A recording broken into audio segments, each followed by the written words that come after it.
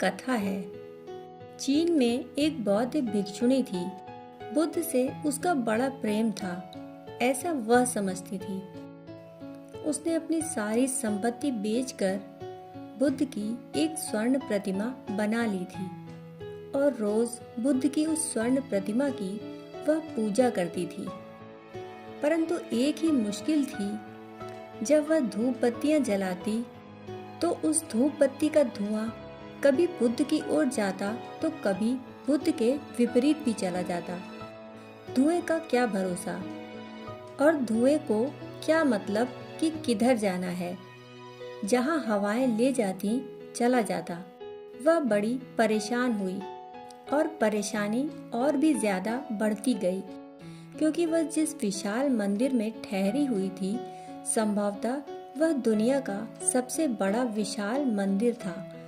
वह अभी भी है। न जाने कितनी सदियां लगी होंगी उस मंदिर को बनाने में। एक पूरा पर्वत खोदकर वह मंदिर बनाया गया है। उसमें 1000 बुद्ध की प्रतिमाएं हैं। वह 1000 बुद्धों का मंदिर कहलाता है और सभी प्रतिमाएं एक से एक सुंदर है। इस भिक्षुणी की समस्या यह थी कि यह अपने बुद्ध की स्वर्ण प्रतिमा को धूप देती, धूप बत्ती जलाती, फूल चढ़ाती, परंतु दूसरे बुद्ध उस धूप बत्ती का आनंद लेते। यह उसके लिए असहनीय था। इसे वह बड़ा प्रेम समझती थी। उसने बहुत सोचा क्या करें। तब उसने एक बांस की पोंगरी बना ली और जब भी धूप को जलाती तो बांस की पोंगरी से उसके धुएं को अपने बुद्ध की नाक तक ले जाती। अब बेचारे स्वर्ण के बुद्ध कुछ कह भी न सकते कि पागल, यह तू क्या कर रही है। बुद्ध की नाक, उनकी आंख, उनका मुंह सब काला हो गया। तब वह बहुत घबराई।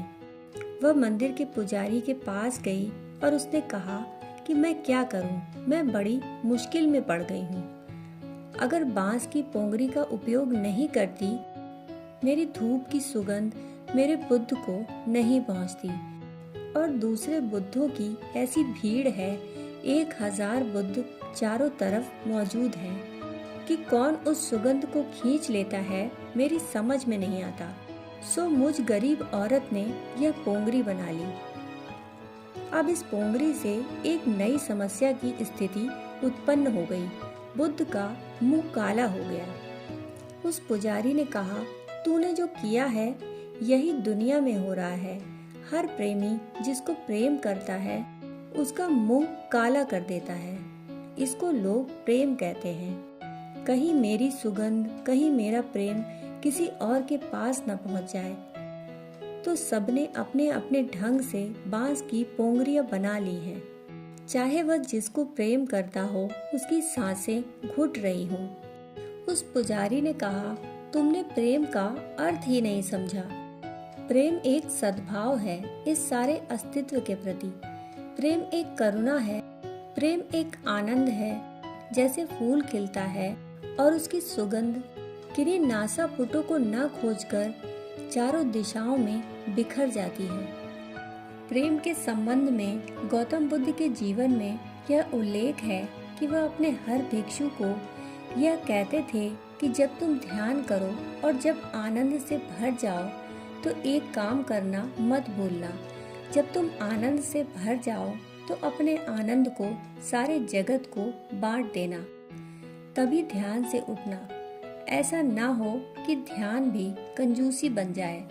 ऐसा ना हो कि ध्यान को भी तुम तिजोरी में बंद करने लग जाओ। जो पाओ उसे लुटा देना, फिर कल और आएगा उसे भी लुटा देना, और जितना तुम लुटाओगे उतना ज्यादा आएगा।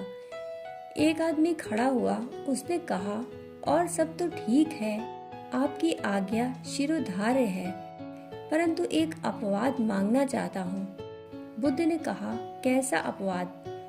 उसने कहा कि मैं ध्यान करता हूँ, ध्यान करूँगा, और आप जैसा कहते हैं वैसा ही ध्यान के बाद जो आनंद की अनुभूति होती है, प्रार्थना करूँगा कि हे विश्व इस अनुभूति को संभाल ले। लेकिन इसमें मैं एक छोटा सा अपवाद चाहता हूँ। वह यह कि मैं अपने पड़ोसी को इसके बाहर रखना चाहता हूँ, क्योंकि वह मेरे ध्यान का लाभ उठाए यह मैं देख नहीं सकता। बस इतनी सी स्वीकृति दे दीजिए। सारी दुनिया को ध्यान बांटने को राजी हूँ। दूर से दूर तारों पर कोई रहता हो, मुझे कोई चिंता नहीं, मगर इस पड़ोसी को नहीं। बुद्ध ने कहा, तब तो बड़ी मुश्किल है, तब तुम बात समझे ही नहीं। सवाल यह नहीं था कि किसको देना है और किसको नहीं देना। सवाल यह नहीं था कि अपने को देना है और पराये को नहीं देना। और सवाल यह भी नहीं था कि दोस्त को जरा ज्यादा दे देंगे, दुश्मन को जरा कम दे देंगे। सवाल यह था कि दे देंगे, बेशर्त दे देंगे, और यह ना पूछेंगे कि लेने वाला कौन है। और तुम वहीं अटक गए। तुम्हारा ध्यान आगे ना बढ़ सकेगा। ये चांद तारे तुम्हारे लिए कोई अर्थ नहीं रखते, इसलिए तुम तैयार हो इनको प्रेम देने को, ध्यान देने को, आनंद देने को। परंतु वह पड़ोसी, तो बुद्ध ने कहा, मैं तुमसे यह कहता हूँ कि तुम सबकी फिक्र छोड़ो, चांद की, तारों की। तुम बस इतनी ही प्रार्थना करो रोज ध्यान के बाद कि मेरा सारा आनंद मेरे पड़ोसी को मिल जाए। बस तुम्हारे लिए इतना ही काफी है। दूसरों के लिए पूरी दुनिया भी छोटी है, तुम्हारे लिए तुम्हारा पड़ोसी भी सारी दुनिया से बड़ा मालूम होता है। प्रेम का इतना ही अर्थ है कि मेरा आनंद, मेरे जीवन की खुशी, मेरे जीवन की खुशबू बेशर्त बिना किसी कारण के सब तक पहुंच जाए। दोस्तों, कहानी सुनने के लिए आपका बहुत बहुत आभार।